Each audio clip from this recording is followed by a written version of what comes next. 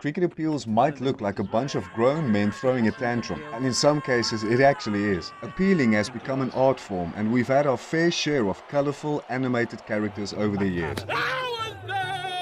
But appealing is such a big part of the tradition and the spirit of cricket. It's probably the only sport where you are not only allowed, but required to scream at the umpire, and there are most certainly some do's and don'ts when it comes to appealing. If the bowler or any fielder feels that the batter is out in any way, they can turn to the umpire and ask, "How is that?" Now through the years, this has evolved to waving your arms, jumping up and down and shouting something that sounds like, "How's that?" Appealing is a combination of adrenaline, excitement, and also a fair bit of theatrics to try and intimidate less experienced umpires during tense moments of a match. In many ways in cricket, it's clear to everyone that the batter is out and fielders don't need to appeal for that. And they accept it and they just start walking off. Leg before wicket is probably the most common for appeals, as well as really fine catches to the wicketkeeper or close fielders. Many run-out or stumping decisions are also very close and players have to appeal for those. No matter how obvious it is that a batter is out, that batter has the right to stand his ground and wait for the official signal from the umpire before walking off. Cricket umpire cannot and may not give a batter out without an appeal.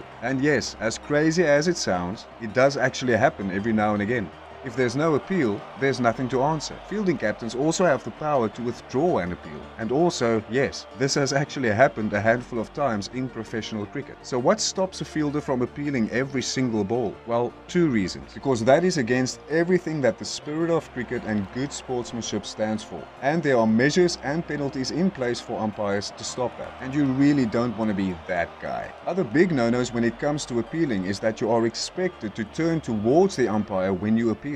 Unless the dismissal is crystal clear to everybody. Simply assuming that it's out without even looking at the umpire to give the signal will get you in trouble. You're also not allowed to move towards an umpire when appealing, or appeal in a way that may be seen as intimidating. Now, hundreds of players over the years have gotten into some deep trouble for disrespecting the umpires and the game. But this has decreased dramatically in televised cricket over the years for one particular reason. Since we introduced the player review system, there's really no reason for fielders to throw their toys anymore. If you don't agree with the umpire, you can simply review the decision immediately without any of the theatrics, whether you are a bowler or a batter.